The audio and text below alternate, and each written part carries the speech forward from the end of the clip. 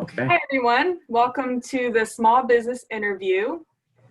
I have with me here today Tom Ryan, co-founder of Ryan Brothers Coffee in San Diego. Thanks for joining us today, Tom, and we're really excited to have you. Thanks, Fox. Thanks, Fox. So why don't you tell us the story behind Ryan Brothers Coffee? So it's a pretty long story, 25 years in the making, and it's been a lot of work, trying to find success, and then you find yourself in the middle of a pandemic. Just when you finally figured everything out, you change the rules. So we've been adapting and trying to sort of persevere through each day, probably like everybody else. Right. You want me to kind of tell the backdrop of the company? Yeah. Well, why don't you tell us how things got started? I know you started it with your brothers. Yeah. So for us, we started about 25 years ago, very humble, with one coffee cart. That's all that we had. We put it in at a mall here in San Diego and began the madness. We had a Discover credit card and about $1,000 in the bank, and that was where we launched. So, we had worked for Starbucks prior to that, and that was kind of our first jobs out of college. And so we got indoctrinated sort of in the Starbucks coffee culture, which is really different. And it was really cool in the early 90s. It was bringing the world to everybody. Coffees from Guatemala, Kenya, Ethiopia, Brazil, Sumatra. I could go on. But that was cool. It was this new product arriving. People were super engaged by it. They loved it. Our culture was changing. Young people were drinking lots of good coffee. So it was fun to be part of that launch and when specialty coffee kind of took air. So, of course, being young guys, we were like, we can do this. I think we could do this on our own. So we got this idea to start Ryan Brothers Coffee, and we got that coffee cart. And then we went along for a little while, trying to figure out whose coffee to have, how to have a good product. And the local coffees, quite frankly, just didn't cut it. Starbucks wouldn't sell to us. So we got the crazy idea of buying a small 5-pound coffee roaster, and I'll show you a picture of it later. And we put it in our kitchen at home and started to teach ourselves how to roast coffee and featured it on our coffee carts. And then we opened our second coffee cart in Old Town San Diego. Old Town San Diego was amazing because it's a huge tourist attraction. Millions and millions of people would come through here every year from all over the world. And we had this espresso stand, and we were getting this great feedback from such a diverse customer base. And they loved our coffee and our roasting style and the flavor. And we seemed to be onto something. We were tiny, 1, 2 coffee carts, coffee roaster in the kitchen at our home. And that's where we were at. So, then we got our first chance to open a coffee shop, put our coffee roaster in there, and kind of make that the mothership, the headquarters, and then distribute to ourselves and maybe find some wholesale customers. We weren't 1 year into that project, and our landlord went for eminent domain to kick us all out and to redevelop the property into a W hotel. So back in the 90s, when they were building baseball stadiums and new football stadiums, one of the ways that they paid for those was tax revenue from hotel rooms. So in destination cities like San Diego, that was a war chest. So they were looking to build hotels. The city supported these projects, and they created this pathway to eminent domain. Back in the day, I'm not sure how many people, it's such a boring subject to talk about, but it was really pretty amazing because eminent domain in the 50s was used to build airports and schools, highways, infrastructure.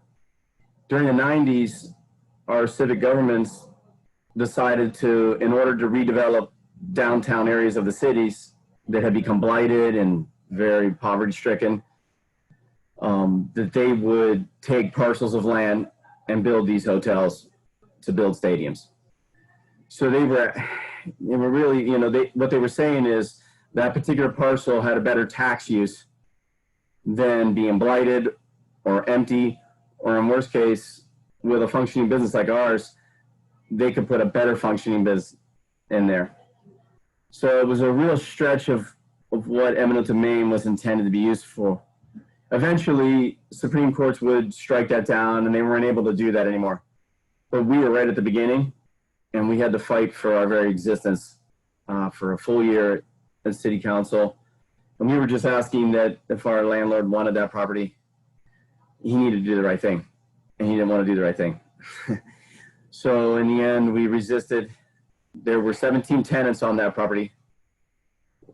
Us and a bar were the last two that were remaining, and we were actually the last one to leave that property. And we made a relationship with Starwood Properties, who builds those hotels. It's funny, like out of that disaster and that nightmare, we found one of our best relationships. And so we ended up with those hotel accounts. That was part of our negotiation, that we wanted the local San Diego hotel market for Starwood, which Westin, Sheraton, and some other properties in the W Hotel when it was built. And they ended up doing it. And so, well, overnight, we went from this little coffee house with coffee carts to roasting and distributing coffee to all these Starwood properties. And we didn't even know what we were doing. We had a 5-pound coffee roaster. We had a 5-pound coffee roast, and we kicked Starbucks out of all those hotels. So it was the madness began there. And we didn't know what we were doing, Fox. We were retail guys. Wholesale is such a different business, And so we went into these hotels, and we weren't even there 6 months, and 9/11 happened. So like, here's our only client, the hotels, and everybody stopped traveling. It's like Back to the Future. I feel like I'm there now again. So we survived 9/11, and we're building our business and roasting more coffee and developing product line. And then we eventually came into the building where we're at now, which is in Barrio Logan, which is a historic Hispanic neighborhood of San Diego. We're in an old red brick foundry building. I'll show you some pictures of it soon. Our bar is 150 years old.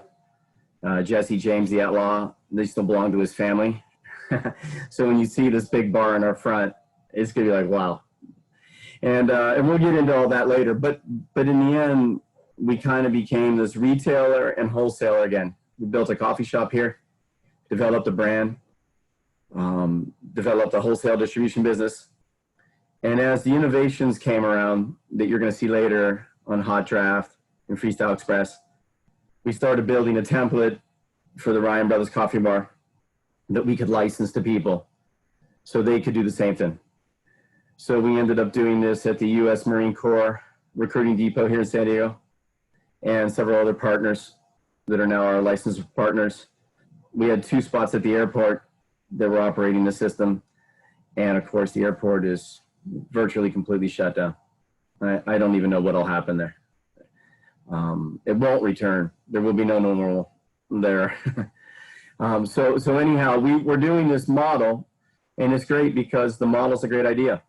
And as society opens back up and they start looking at our processes, we will have more demand for the way we do things. So it's kind of the long and short story of who we are. We're built from the ground up, a ton of sacrifice, small business America for sure. Very little bank support over the years. We have a folder full of rejection letters. I've never felt so ugly like when I go to the bank for a loan. But now we're with a good bank. We're with a bank called First Choice. They were able to get us a PPP loan. So we were not one of those businesses left on the curb. So we were able to get some money into the business to pay mortgages, rents, utilities, basic salaries. And we've kept the business running on a very small scale, but we're running. Wow, so you guys have gone through one crisis already, and now you're in another one. And in 2008 was in the middle of that. Yeah. That was a horrific crisis. Banks took away everybody's lines of credit. They just did it because they didn't trust their lending practices. So if you're a company like a coffee roaster, you buy your supply chain, your green bean essentially. You have to roast it, deliver it, and wait to get paid. So you need a line of credit to float that business model. So when the banks took them all away, you could only operate out of cash flow. So that's a very different model. Now, on top of that, in 2008, the price of coffee went up 200 to 300%, just the raw price. Oh, And it was a function of currencies. This is where you really felt the world economy. The US dollar lost value and coffee trades in dollars. So not only was there a supply problem, there was a financial problem. So coffee, it was so difficult. That was so hard. And we rebuilt ourselves, and here we are again. Three disasters in 20 years. wow. Most people in business never even have to go through one of those. But I have a feeling this is the new normal, guys. You know, that you'll have to be flexible and adjust, have a safety net, a little bit old fashioned that way. Yep, we all have to adapt. So obviously, I bet you're seeing a huge impact that COVID-19 is having on your business. Yeah. And I know you got a couple projects though that you guys are working on. Do you want to tell us what effect that this crisis is having and some of your projects you're working on at the moment? I know you got some patents going on. Yeah. So we'll talk about that. I'm on the other phone. I'm going to take you out to the coffee roaster. We're actually going to roast some coffee today as part of this. And I'm going to flip the screen. And I'm just going to go and start the coffee with you guys and then come back and we're going to talk a little bit. But I'm just going to kind of show you what's going on. We'll start with our raw ingredient. This is our coffee roaster. Big afterburner burns up our smoke, but this is the actual oven that we roast coffee in. This is what raw coffee looks like, green bean. This particular coffee comes from Brazil. You see the front of the bag. And what we do is we load it up here in the hopper. Inside that little window there, you can see into the drum. And so we have a round drum that's rotating over a fire. I'm going to put the coffee in here. You might even see the window filling up with the beans. Okay, coffee's all in. And I'm going to start my timer.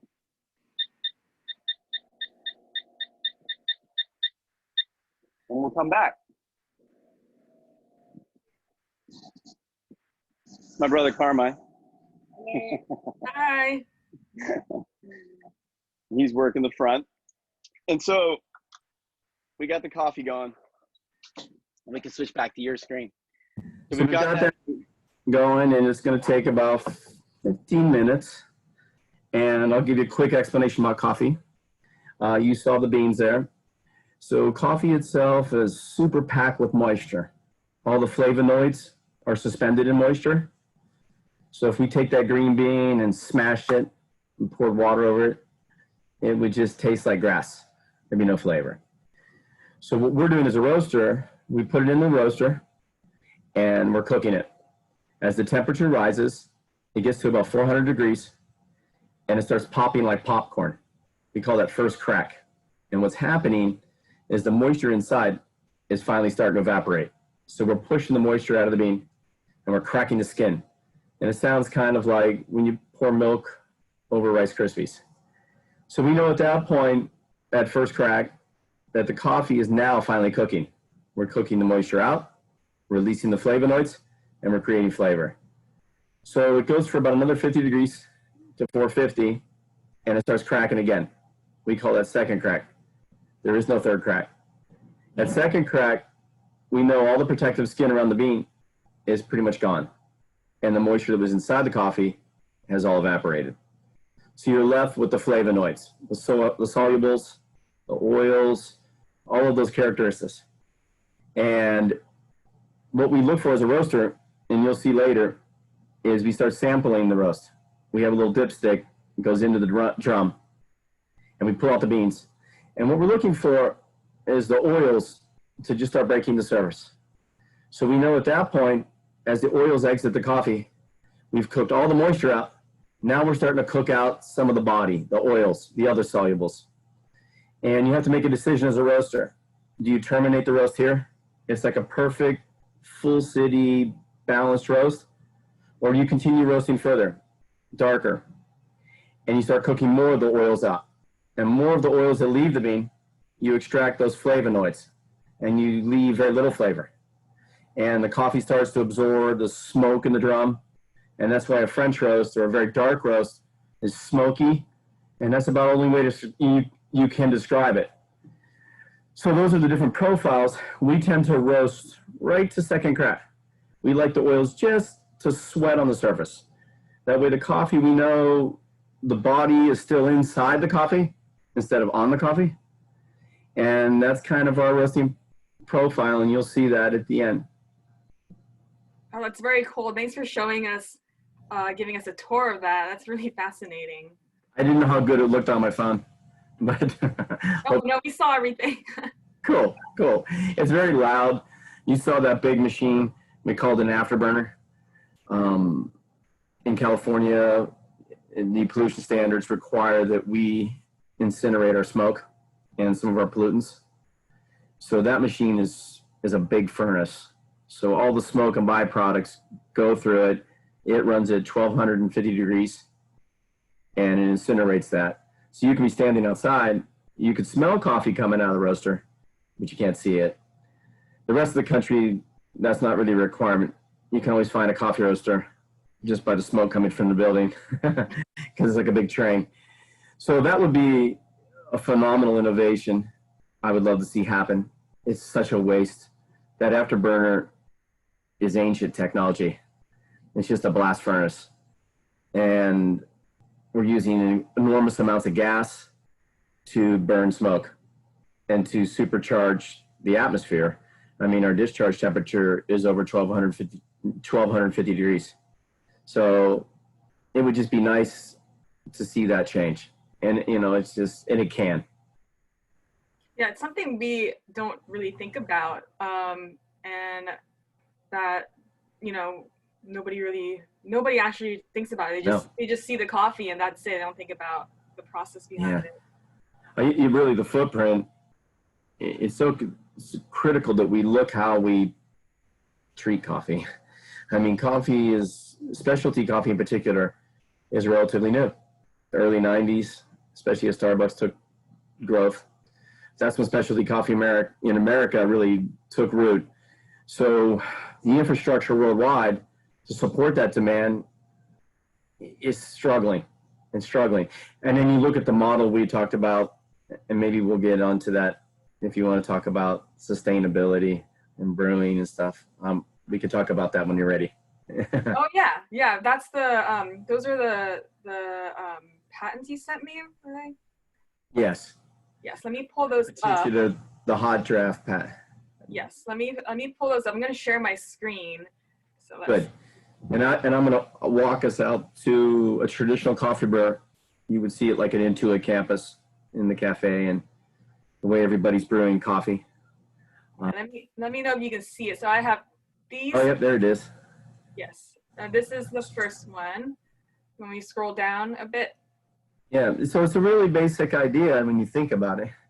The way the coffee business typically operates is we send coffee to you, either ground or whole bean, in a bulk bag or in a portion pack.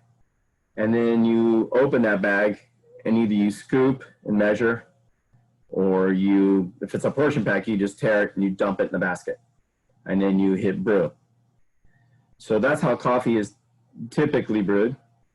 And then in our business, a commercial business, there's a freshness standard. So as we brew coffee, we may set a timer for like 2 hours. So we know when that timer goes off, whatever's left in the pot, we need to dump it out and brew again. Because we've lost temperature Oxidation has already occurred. So the coffee, the first cup is not the same as the last cup. And that's how coffee is typically brewed. Now there's pour overs and other techniques, but it has to use a lot of coffee to make one cup of coffee. So we got the idea from cold brew, because we're doing a lot of cold brewing. We're like, people love hot coffee. What if you could make hot cold brew? And it's kind of the oxymoron, right? So we took a keg of coffee and we built a heater into a beer tower. And we ran the line up into the heater, a simple on-demand heater like you would find under your kitchen sink. And we wanted to see what happened. And of course it's a draft system because it's a beer tower. So the gas that we use is nitrogen. And we pushed the product through the system with nitrogen. And when you poured it, it went from cold or room temperature to 170 degrees. And it poured like a draft beer. It's amazing. The nitrogen expands on contact, so it pours like a Guinness stout. If you've ever seen a Guinness stout, it's this thick black coffee with this beautiful creamy orange head. And so it was amazing because we're like, we know how to brew coffee better than anybody. We've been doing it for 2.5 decades. We know all the equipment. We know the grind. We know the throw weights, all of those elements. So we decided to start brewing coffee and kegging coffee and delivering it to people in beer kegs for this system. We patented the system. We actually registered the trademark Hot Draft. It's pretty amazing. I never thought we would get that because it's kind of a generic term. You know, things like fresh bread and cold beer, you can't trademark that. But Hot Draft had never been used before. So the trademark office gave us that intellectual property. So our system is a hot draft system. It's amazing because the last cup is the same as the first. There's no product degradation. Vacuum is protected by nitrogen, so there's zero oxidation. There's nothing in black coffee or in tea that will break down in a vacuum. The kegs are sterilized. They're hooked up to a draft system. They're dispensed in a sterile way. No one's touching the product. We have one brewmaster who brews all the coffee in a clean room with a smock and with a mask and with goggles. We've been doing that, and then filling these kegs and hooking them up to a draft system. So the idea originally was to create a great flavor. We did that and loved it. And then we started realizing, oh my gosh, the waste in coffee commercially is 30 to 50%. So that means 30 to 50% of all the coffee brewed every single day just gets poured down the sink on freshness standards. And we're placing this enormous demand on impoverished farmers. That's the funny thing about coffee. It doesn't come from rich countries. It comes from poor country. It comes from places that are underdeveloped, from farmers who live high in the mountains, barely making a living. And we're creating this world demand built around a waste model. And the big companies, do you think Starbucks cares about the waste model? They use that as an expense, and they write that off in their taxes at the end of the year. It's a benefit. And, you know, and they're trying to support movements like fair trade by paying a little more for coffee. But how about if you just decrease the demand you're placing on these farmers to bring us coffee we pour down the sink? It's embarrassing. Quite honestly, no one talks about it. Why would they? They're embracing the technologies of yesteryear instead of trying to find a new way to move it forward.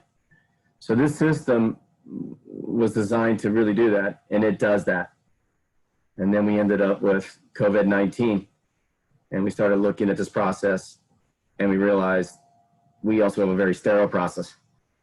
This is not a process where people are handling the product and throwing it out and not cleaning the vessels. I mean, in coffee establishments, nobody cleans the pots. Unless we show up and clean the pots, most of the time, nobody cleans them.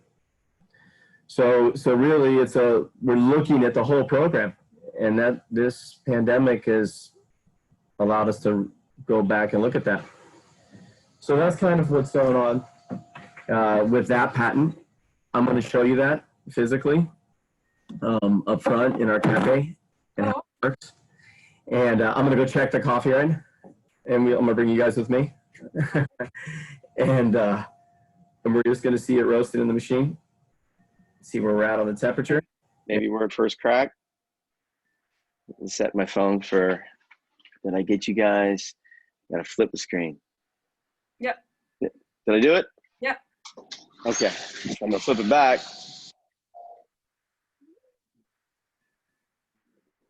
There we go.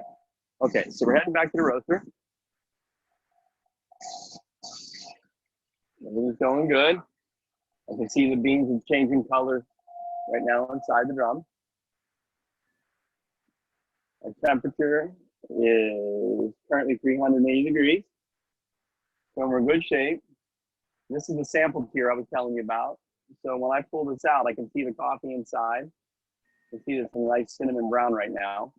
We throw that out. As we get near the end of the roast, we'll use this to examine the color of the coffee. And if we're getting a little sweating, like I told you about, the oils are breaking the surface. It's funny because you drink coffee and you smell coffee as a consumer. As a roaster, you see it and you hear it. I hear the first crack, I hear the second crack, and then I visually look for color and oil, and my brain knows that that will create a certain flavor. So it's kind of funny that you don't taste it or smell it when you roast it. You hear it and look at it. So we're good. So we still have a few minutes. So I'm just going to take you guys for a little walk around here. This is a traditional espresso machine that I've repaired. You can see all our beer kegs. We do our cold brew in the smaller 5-gallon kegs and our hot draft in the bigger 15-gallon kegs. Back here's our boneyard where we do our repairs. Carmine's going to show up in the video again. We can't get rid of them. But this is a traditional coffee brewer. You've seen these in many places. We would typically take out the basket, put a filter and coffee in there. And you can see my machine, my people that use it don't even clean it.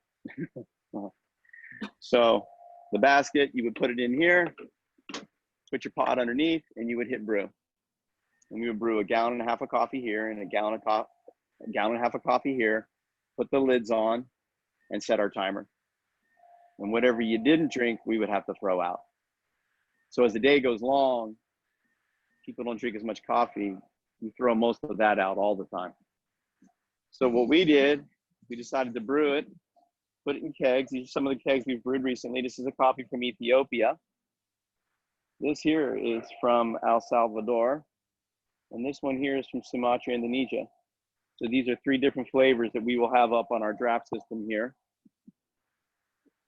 I heard the timer go off on the roaster.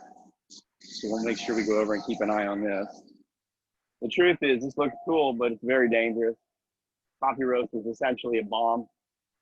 You know, aren't careful, you can create quite a fire. You have moving parts, you have flammable products, as coffee full oils. You have a vacuum system. So essentially what's happening is this pipe here is sucking all the particulate out of the roaster, sending it through here to the cyclone that paddles it down into the drum. So that's where all the skin and the pulp go. And then out the back goes the smoke into this afterburner. If you don't keep this guy clean and all your pipes clean, you can end up with a pipe fire, which is super scary because you have high-powered fans and motors, and it's very hard to put a fire out. So we are very, very OCD about keeping our pipes clean, our machine clean. We always have a fire extinguisher and a hose and our power source next to us so that we can kill this thing at any time. And we pay attention. So we're at 4:32 right now, which is cool. We're getting closer. Pull out some coffee. You can see the colors changing, so it's visibly browner now than it was before. This roast could be over in about 60 seconds. And what we'll do when it's over is we're gonna lift this door. I'm gonna take this handle, I'm gonna lift the door, and out the coffee's gonna come into this area. This is a cooling drum. So as I turn this on, this will turn the paddles on, and that'll move the coffee around. And then I'll be turning on a fan, which is very loud, which will actually suck the heat away from the coffee. So it will cool very rapidly. It'll come out of the roaster at about 460 degrees, and it will cool to touch in about 5 minutes. Now, the coffee itself will have to sit in these barrels that we have here for at least 24 hours for all those solubles and oils that are inside the coffee to settle down. They're very, very chaotic. Even though it may be cool to touch on the outside, they need about 24 hours to just balance and smooth out. If you take brand new coffee out of the roaster, ground it up and made a pot, it would taste really fresh, but it would have no descript flavor. It would be like fresh bread. That's what it would remind you of. So right now, I don't know if you can hear, but I can hear it popping and cracking. I'm gonna start testing it. Coffee's looking really good. There's a little bit of oil. It's as silly as that. Just that little bit of oil tells me that this roast is now done. And I'm gonna open that up.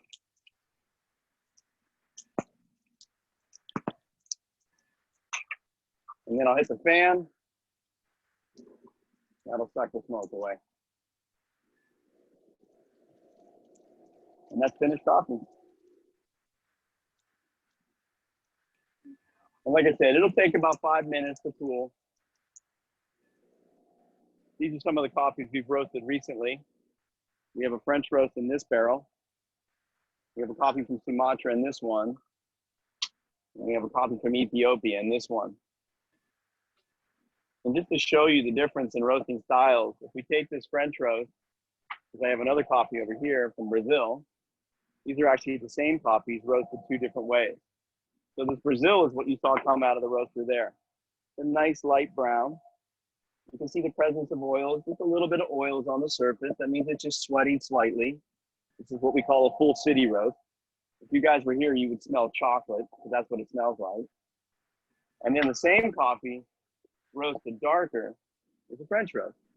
You can see how visibly darker this is. And if you were here, you would smell the smokiness coming out of the barrel. So you can take the same coffee and you can extract 2 different flavors. The full city roast in Brazil will taste like cocoa. And the French roast will taste very smoky. So I'm going to take you up front right now. I show you the hot draft for sure, and then we'll go back to the desk. Okay, it's my nephew Jack working up front. All the family's working here right now. My nephew Raul's working here. So the way we've kept running is with family, mostly our kids. So anyhow, this is our coffee bar, and this is our hot draft unit that I was telling you about. We have our patent number on there. We use a beer faucet. The keg is actually located underneath the bar in this case. And the hose comes out and goes up into this tower. And then when I pour it, Raul, can you get me a clear mug and pour me a nice hot draft, please? And you'll see how this works. Yeah, really nice. So basically, this was cold brewed coffee in a beer keg, run through this tower to create draft. Go ahead and just set that down. Thank you. So basically, what you're going to see here is how the coffee is nitrogenating right now.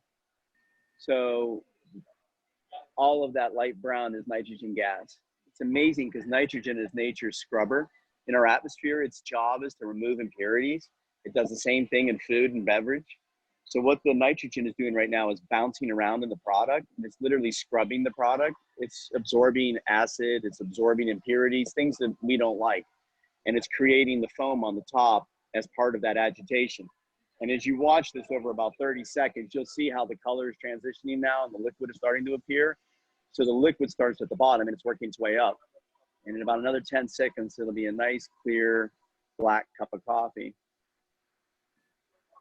using cold brew techniques. It's perfect drinking temperature. You really have no desire to put any cream or sugar in it because it's super smooth. And that's the hot draft concept. I'm going to take this with me when we go back to the desk. It's really simple. You know what I'm saying, Fox? Like, That's like, so impressive. it's like reinventing the paperclip. You know, like that hot water heater has been for sale at Home Depot or online forever to heat your water. And the idea was coffee's nothing but black water. How will it work on that? That's so cool. I mean, it's very creative. It's very innovative, and it's kind of, and you're thinking back to the farmers, which, like I said, not enough people do, because like without them, we wouldn't have the things we love, like, you know, cocoa, coffee beans, like all that. And I would love to see the farmers learn how to brew. I mean, really, in the end, we'd probably get shot for thinking like this. If we empowered the farmers to brew their product, they wouldn't need to grow so much, and they could make a lot more. And having it be like easy for us to clean and everything, it's really innovative. It's, you know, it's just coffee business is so stuck in tradition, so stuck, you know, like so many things. Like, how dare you challenge tradition? This is how it's done. And it's like, no, it's not how it's done. And people ask about cold brew, you know, is it a fad or is it here to stay? And what makes cold brew so popular is it's better coffee. You're using lower water temperatures to extract flavor without extracting solubles. The solubles, the oils, the pulp, that's what upsets our bodies. It's hard on our stomach. It's hard on our liver. It's hard in every sort of way. It's too much. When you just draw flavor without all of the pulp, you get a better cup. And in the process of doing so, we're actually extracting more caffeine. So cold brew is softer on the body with more caffeine. So is it going away? No.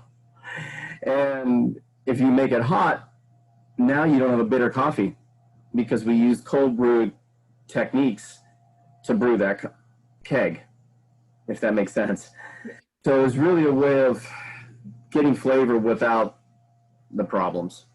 And our tagline, as you've seen, is life is too short to be bitter. We invented that a long time ago. And really, it's our attitude and it's our flavor.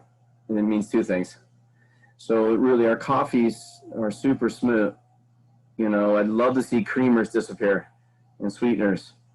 The only purpose they exist for is to make something bad taste reasonable. You know, it's truthfully, that's how I feel. Well, and with just having quality coffee, you're tasting the coffee. You're not. You don't need the cream. You don't need the sugar. You're kind of, your attention is all on that one particular bean, that one roast. And it doesn't distract. You know, I love nitro cold brew. It's just it's to me easier to drink. It's mellower in flavor.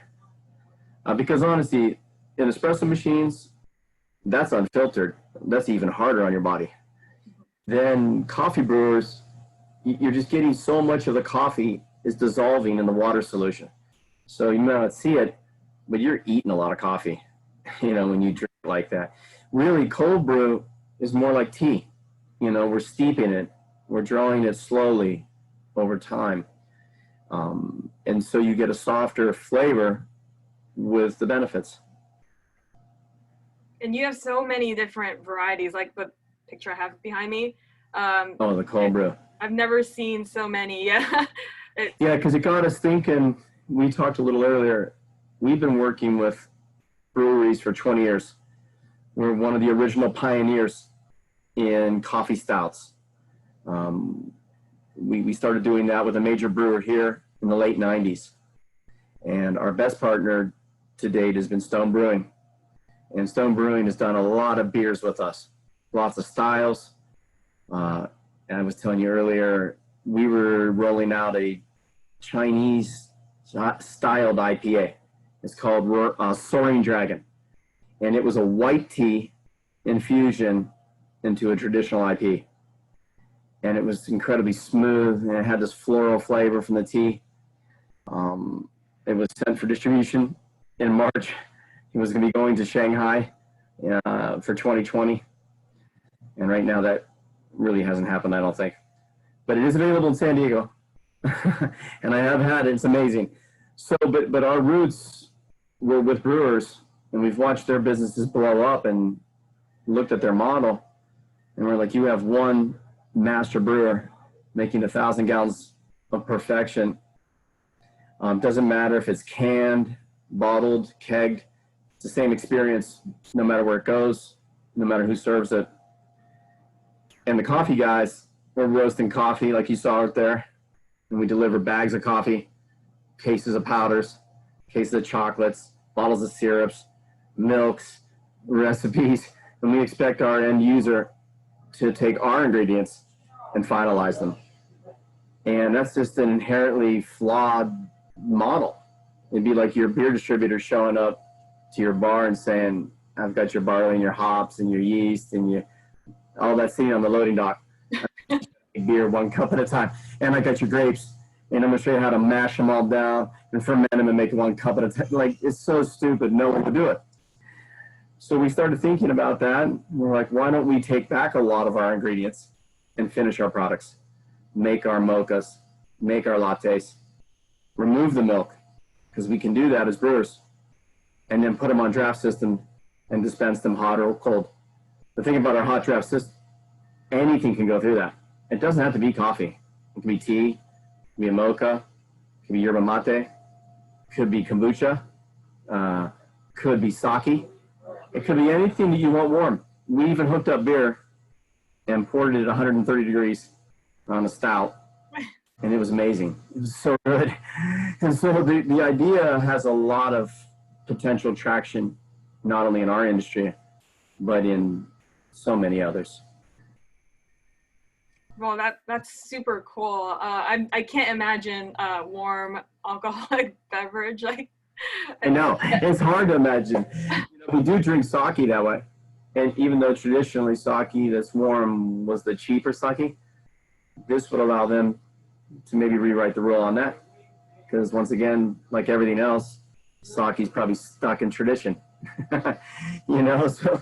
So it's interesting to see who will run with this idea. Yeah. We are developing it. We're building the units. We have them in several locations already in San Diego. We're having a great result. So we're really excited about that chain. I'll take you up front and I'll show you the draft system that has all the different flavors. And then if you want to, we can talk about those flavors. Before we go up there, we'll take one last quick look at the coffee. It's been a few minutes. I could probably stick my hand in here. Yep, it's already cold, so it's all finished. We'll go ahead and just turn this roaster off. And we'll turn off our afterburner. We don't need the furnace anymore. I don't want to waste any gas. And we'll just let this continue to agitate a little more. And now I'm going up front again. We'll take a look at this draft bar as a customer. More family. My sister-in-law, Sammy, who's doing all our cooking. This is our coffee bar in our coffee house. It's very, very eclectic design. I didn't really talk about that. This is a Bacuk from Indonesia. As little children, we grew up in Indonesia. In the 70s, my dad took a job there and we grew up there, and that had a major impact really on developing this business. And this is kind of our cafe. We did our own floors. These are acid stained floors. The river. This represents the earth. This is actually a coffee tree that we stained into our floor. So this is a Brazilian coffee tree. It's on our logo in our Brazilian coffee. And then we have a sun that we etched into the ground and stained this. And then we have a moon way over there. But anyhow, this is the bar I was telling you about. So this particular bar was in a hotel here in San Diego. It dates back to the 1800s. This belonged to Jesse James's family that owned a winery up in Paso Robles. He was in a barn, and an architect bought this in the 1970s and brought it to San Diego. And we were in that property that I was telling you about that we went through the eminent domain with. And this bar was in there and nobody wanted it. So we had discovered the history on it and we took it for ourselves for free, which is pretty incredible, right?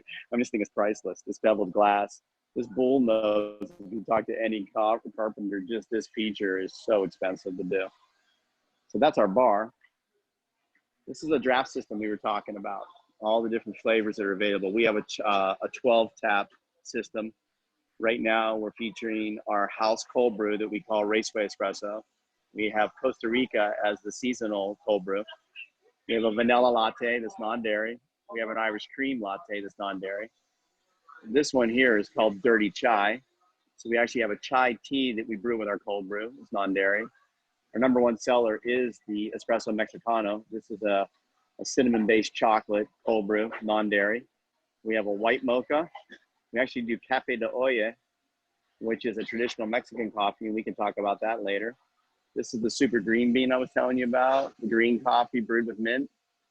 And then we have a rooibos tea with strawberry and hibiscus, a black tea with mango, and a green tea with herbal properties like lemon peel and orange peel and ginger and ginkgo. And all of these are served on a draft system at 40 degrees. Customers come in, buy our growlers. We sell tons of growlers. So once again, kind of copying the beer industry, rather than selling bags of beans, which we do that as well. We also sell growlers. This is our coffee bar where we make the espresso. That's our little freestyle espresso device, and we can talk about that whenever. And all we have is a milk steamer. It's the one machine we have over there. It steams milk. So if we need hot milk, we can do that. And let's go back up. I don't know if you can see up there. We have a mural that's building. It's painted. It goes all the way to the back of our house, and it was painted by a very famous muralist here in San Diego. In Barrio Logan, we have a place called Chicano Park, where they have painted underneath the bridge on I-5, and it's a lot of political murals and cultural murals, and it's really cool. Well, that original artist in the 60s also painted a timeline of San Diego in our upper loft. The whole building has a very cool timeline of San Diego. So that's kind of the coffee shop.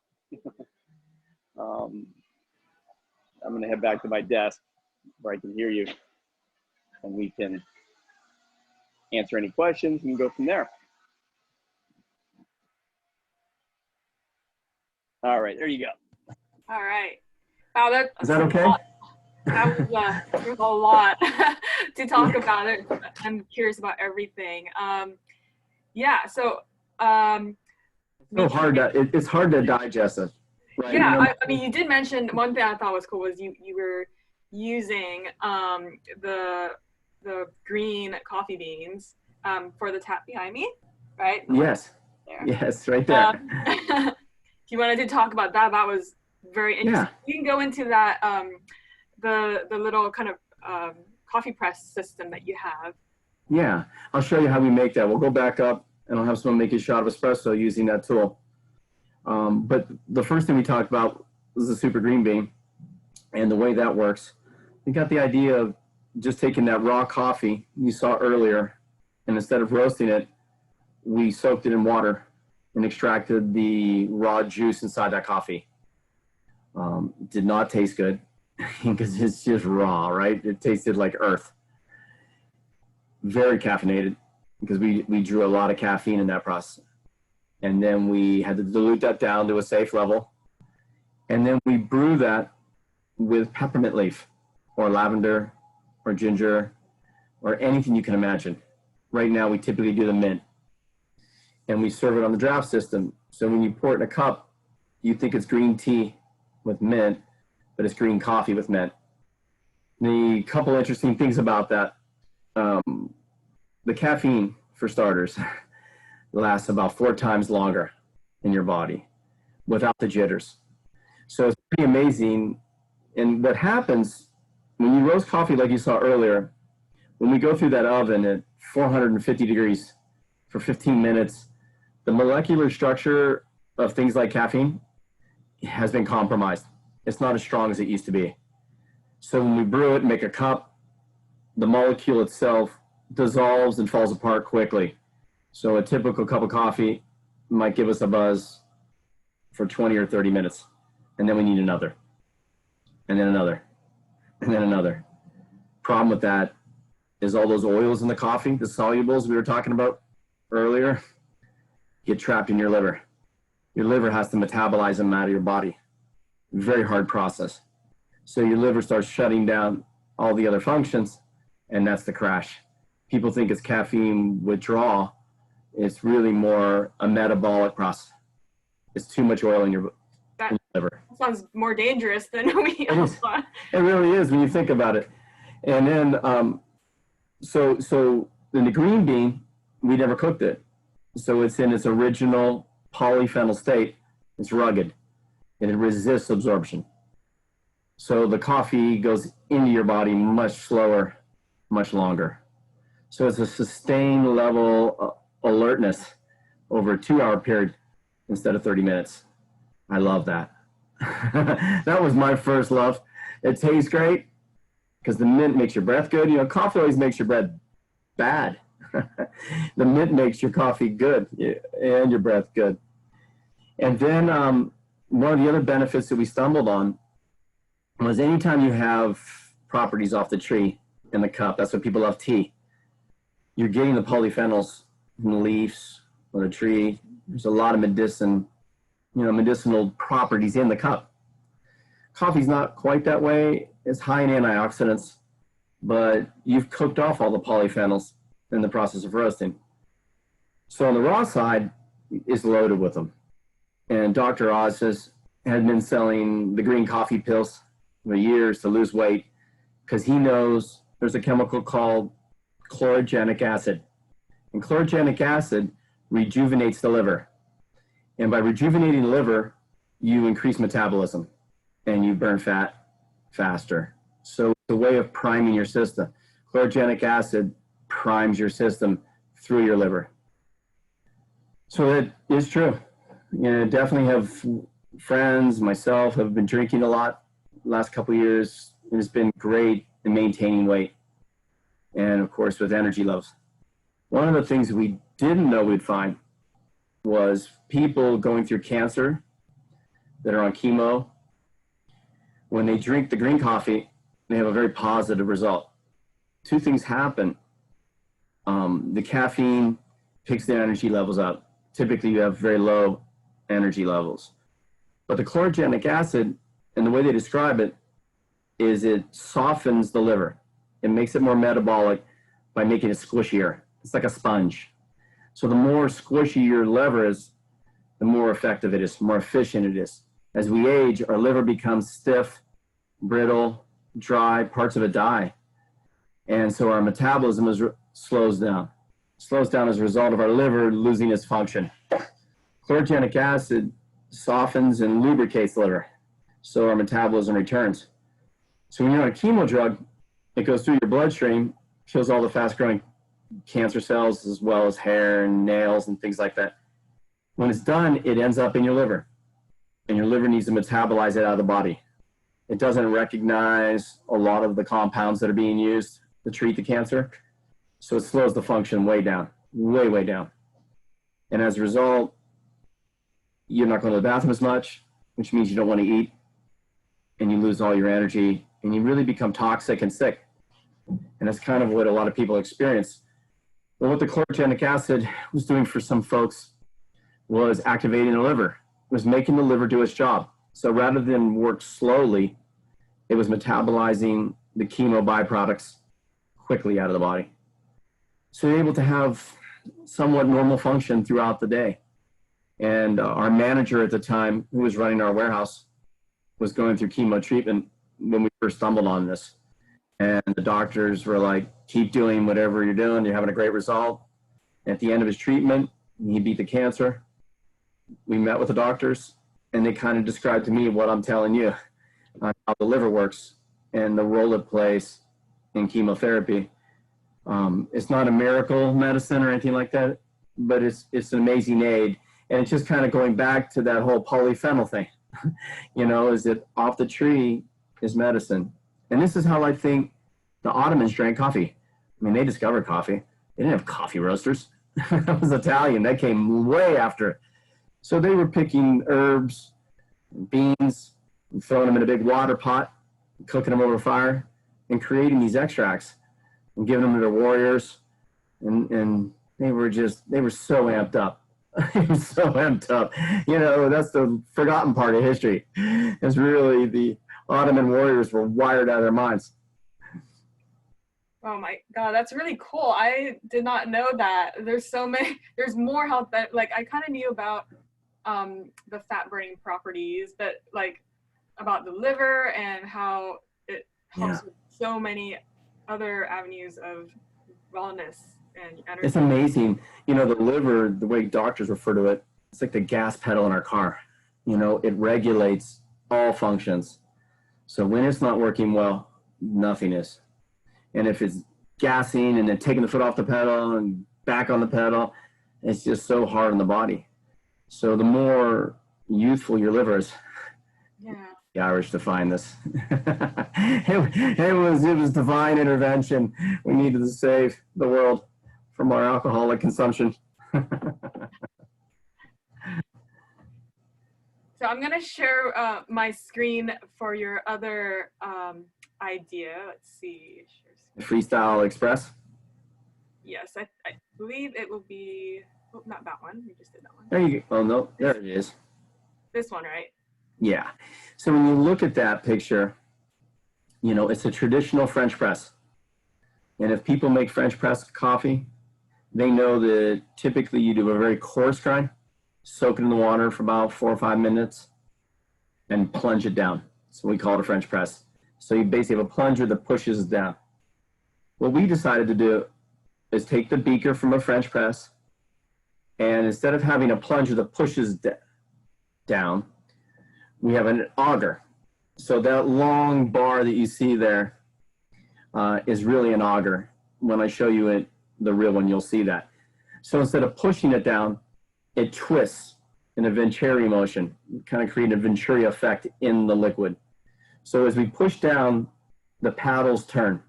At the bottom there, you'll see little flaps, and the coffee is underneath that. So as we push down, that whole thing spins, and those paddles agitate, and they generate the crema that you get from espresso, and it rises above the plunger. And then we simply pour it out, and we use that little funny looking spoon device to push the crema, because the crema is light, and if you didn't assist it leaving, it would stay back in the vessel. So as we pour it out, we push the foam with that little scooper. And that's it. So we reinvented a French press. We took an old idea and decided to create this. And we use a fine grind, espresso grind, instead of a coarse grind. And the coffee's fresh.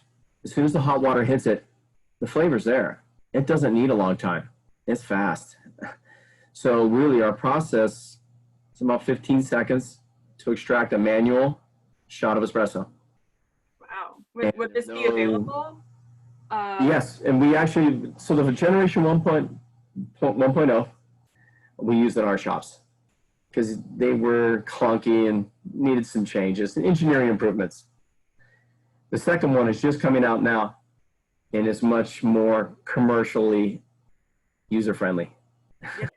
So we're going to have those for sale here this summer. And it's amazing what this does, because in a coffee house, your espresso machine costs you at least $7,000, and that's a cheap one. Most are 10 to 12,000, and the super automatics you see like a Starbucks are 15 to 20,000. To make a $2 drink, Oh my God. it's such stupid science. I mean, it's, you know, the idea in business is to make money. When you go to a bar, all you see is a draft system. You go to a wine bar, all you see is a corkscrew. You go to a coffee bar, you know, $15,000 machine. You got a $2,000 grinder. You have a $3,000 coffee brewer. You have so much money invested in equipment to make generally $3 drinks. In coffee shops, they're not sustainable. They don't make enough money. Starbucks does, because they're a real estate company. They're on every street corner in the world. And that's what their business model is. And so they have an economy of scale that justifies this model, and they have great training, and they teach their baristas and their salespeople to get you to buy more instead of a drink and leave. You walk out spending $10 to $20 every time you go in. Most coffee shops only get about $5, maybe a coffee drink and a pastry. And unless you have hundreds and hundreds of customers a day, you just can't cut in. And that's why you don't see a lot of other players in the coffee business. They struggle to make it. So if they're not in a restaurant and they're selling food, it's really hard. So in other words, getting back to the equipment, it's very expensive. And that doesn't even begin to discuss how frequently espresso machines break. They're always going down. They're very touchy. So this was a way to get rid of that $15,000 nightmare and replace it with, a $50 reliable device. It makes coffee taste better, by the way. So the espresso we make is much better. One of the problems with espresso is it's unfinished. It's really an ingredient. So the machine is, a traditional espresso machine is extracting over-extracted coffee. It's a shot of coffee. It's like coffee juice. So at the very least, in Italy, they pile the sugar in there. They put so much sugar in their espresso to finish it. That's kind of the beginning.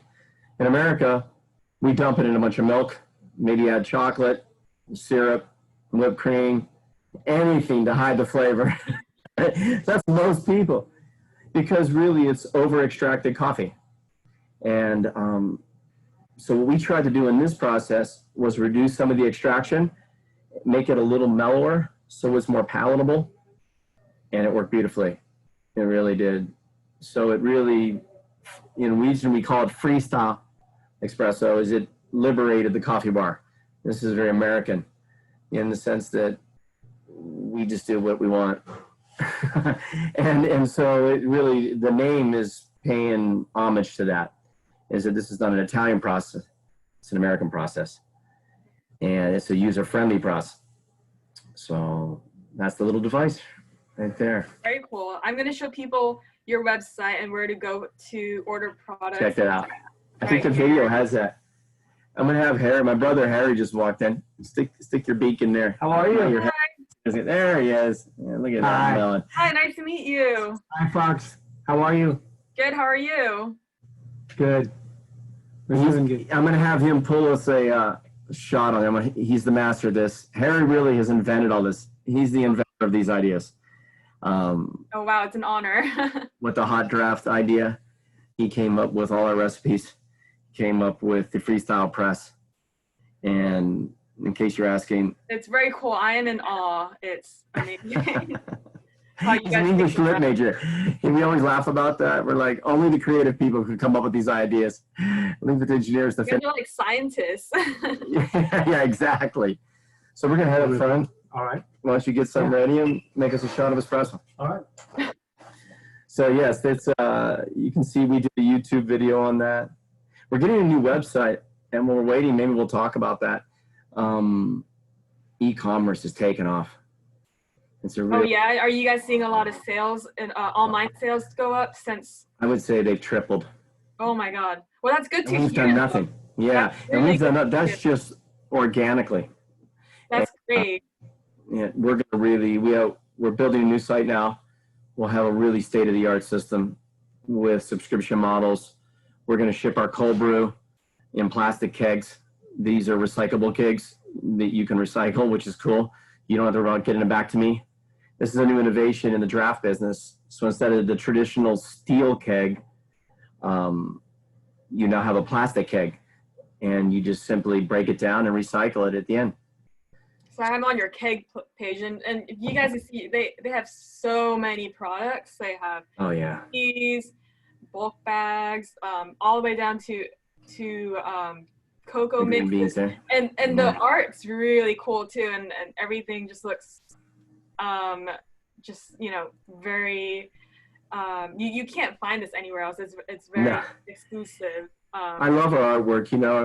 From the beginning, one of the things that we did, even as a small company, was try to brand everything, create an image, create an experience with all the products. Because Starbucks did that, and we always loved that about their process. The cool logos, the Yeah. homage to the countries that the coffees that it comes from. So we Yeah. have a very good friend. There's pillows, sweaters, like Yeah. it's very Yeah. cool. Yeah, it's really fun to have those ideas now. We had a graphic designer who started with us 20 plus years ago. Young guy at our same age as us then, and we grew with each other. And he would do these little projects. He was so talented. Everything had a purpose in his design. He passed away suddenly on New Year's Day a year and a half ago. And we have all his like creative expressions, and it's such a bummer because we miss him so much, and we'll never replace him, you know. But we do have them now, and he's with us. But that's a big part of that. Wow. So I'm gonna stop sharing this. Yeah, there you go. So that's the website, but we're going to really push very hard in that direction. We're going to replace the business we lost with that new opportunity, and that's a good thing. That's good. Yeah, I was gonna see if you guys, if you guys had found any new opportunities that come out, have rise since the shelter in place. So I mean it sounds like you guys have a lot to bring to us. Yeah, and the point is, you can see how innovative we are. Yeah. We're kind of built light. We can move in a lot of directions quickly, and it's kind of in our DNA. So this challenge of this time gave us a lot of time back to look at what we were doing, look at what we were doing well, what we weren't doing well, and go back to what we weren't doing well. So it was like a bunch of guys that had terminated some of that. And so we'll reinvent ourselves again in a direction that makes more sense. And that's a unique opportunity that comes out of a horrible situation like Yeah.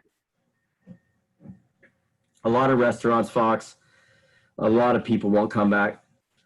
They weren't making it beforehand. They were just getting by. So we're going to see a lot of changes in our communities. We'll get used to waiting for things. It's so funny when you go on Amazon now, you're so bummed that it's going to take like 2-3 weeks to get your things. You're like, what? Yeah, it's not tomorrow? I mean, it's like we were so used to just in time everything. We're going to have to detach from that instant gratification and really understand that everything has to be a process now for our own safety. Yeah, it's a value. I think we missed the value to begin with. So now by slowing it down, it really increases the value of going to the grocery store, of going to the beach, getting your coffee delivered to your house. These are new values that we took for granted. I wonder if that'll last. It's funny, because it felt like after 9/11, within a short period of time, a lot of people just got back to the life they had, and they didn't think twice. This will be different, I think. I think this will be very different. It will probably take a few years to go back to complete normalcy, but even then, I think we're going to pick up some habits and hold on to them. Just to help. Think about the benefit. I think come cold and flu season, our new awareness and our best practices with masks and social distancing will really reduce the cold and flu season. It'll have a positive effect on us. I think for Americans, this was particularly hard because we never had to deal with this. Countries all through Asia, they've been dealing with this for a while. So they've adapted lifestyles to deal with it. Mm-hmm. And we got caught flat-footed because we just never had to do it. And that will never be the same. We'll grow up with the same level of heightened awareness and preparedness. Yeah. What doesn't kill you makes you stronger, right? So we'll come out. That's right. It's really true.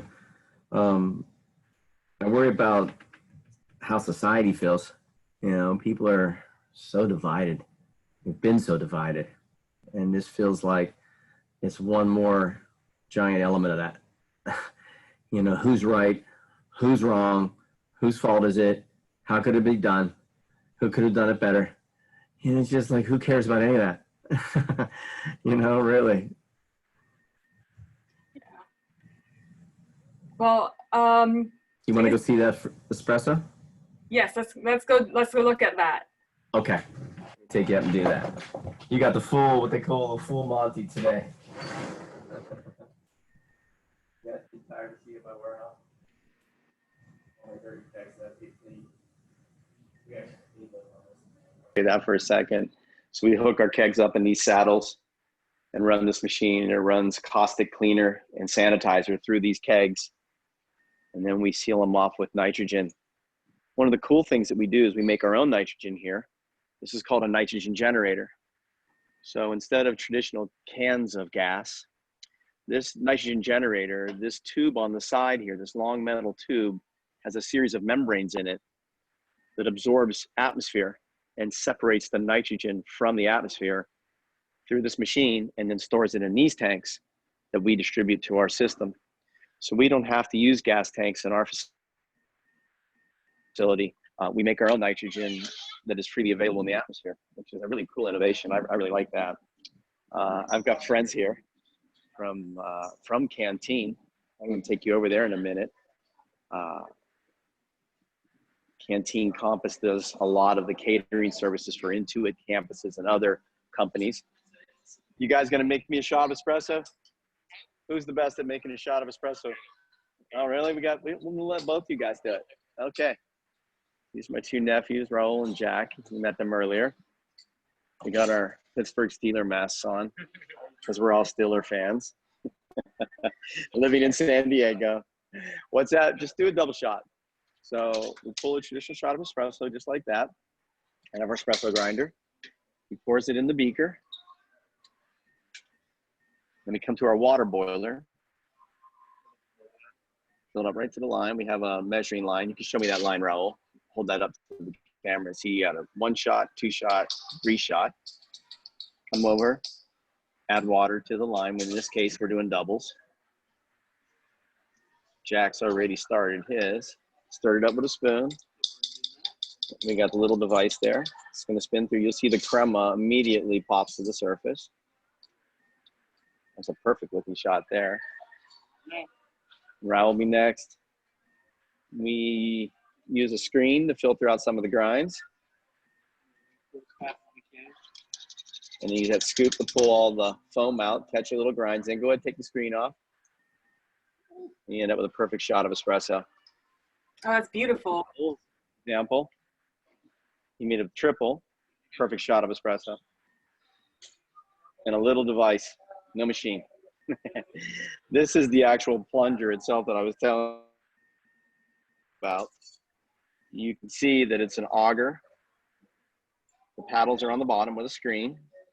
And then this little scoop here, this spoon, goes up and down for moving out the crema.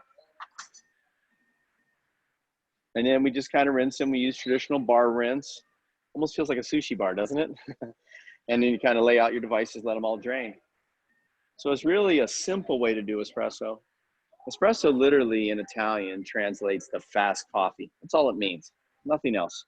So the original espresso machines could make a fast cup of coffee for consumers. And it's really the world's first fast food. That's what I describe espresso. So in the early 1900s, Italians could run off the train, run over to the local coffee stall and get a 1 ounce shot of coffee and get back on the train and take off. They weren't brewing big 12 ounce, 20 ounce cups of coffee. That wasn't the model, right?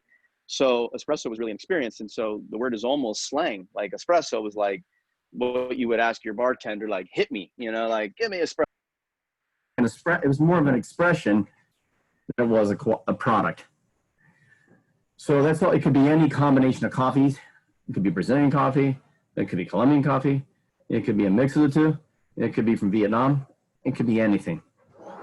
So it's really the process of making coffee. And so whether you make it in our little device or in a big machine, Fast coffee is fast coffee. That's really cool. And thanks for the demo. I really want that. What do you call it? Like espresso press thing now? I really, Yes. really want that. And it's amazing. That tool makes great Americanos. So rather than make a shot of espresso, just fill it up like you would a French press and then just twist it all down. It makes perfect. It makes great teas. In fact, we've even decided that we steep tea in cold water. So rather than hit it with super hot water and scald all those polyphenols I talked about earlier, steep it in cold water and then use the steamer on that espresso steamer to heat the water up. And you can shut it off at 160 degrees so you don't properties. I mean, you can see, Fox, Ooh, there are no rules in our place. We're that's breaking pretty cool. because it's really product. It's always about the product. If the coffee was great, the tea was great, how you do it isn't that important. You know, everybody falls in love with the technology and the processes and all the language, you know, and they woo. Right. But the truth is, the product is the star. And reduce your inefficiencies and your mistakes in order to kind of honor the product.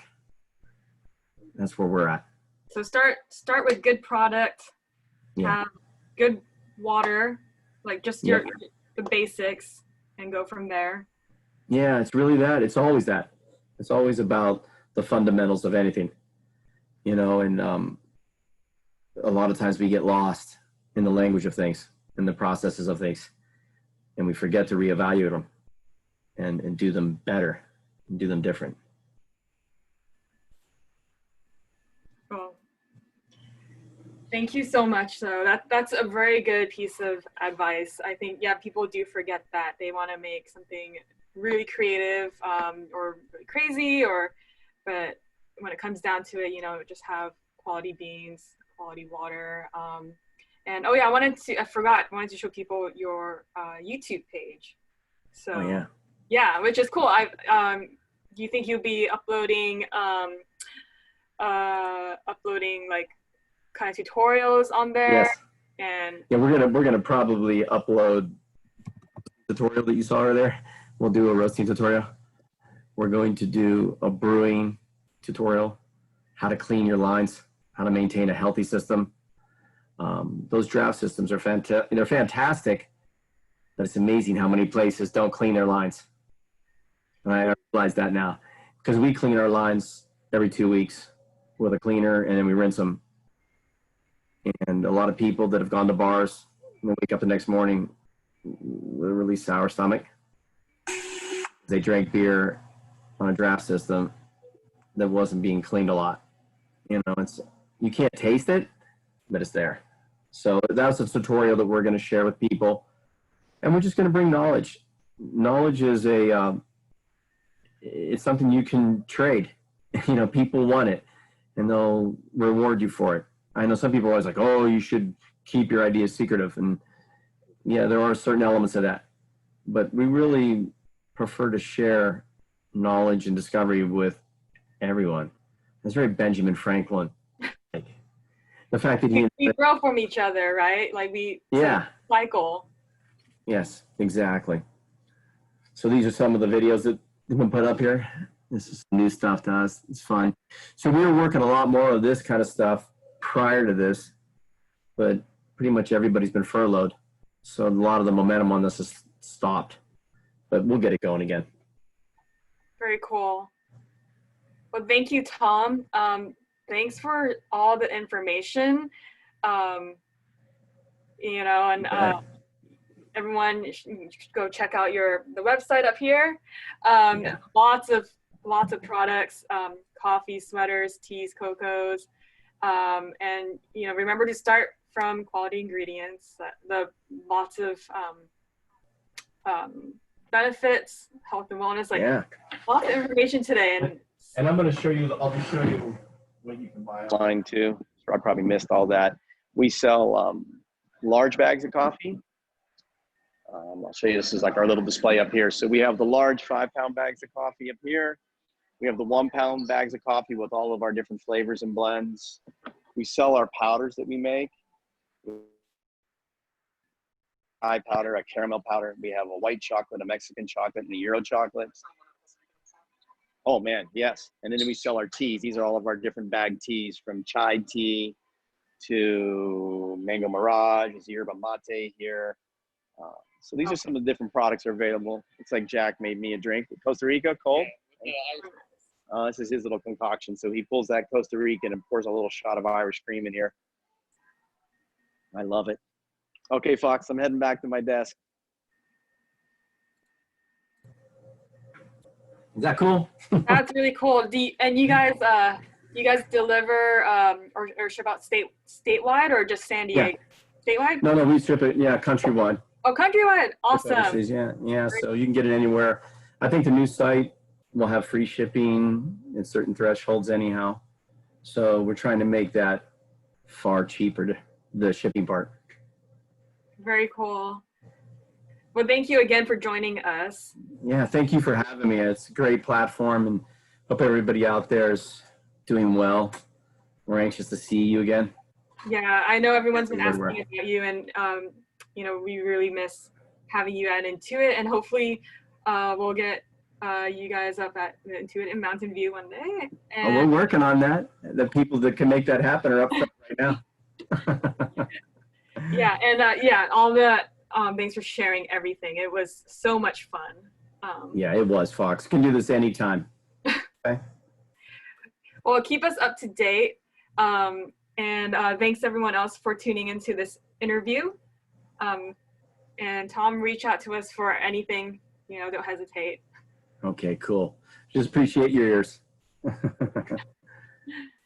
All right, thanks guys. See ya. That's it.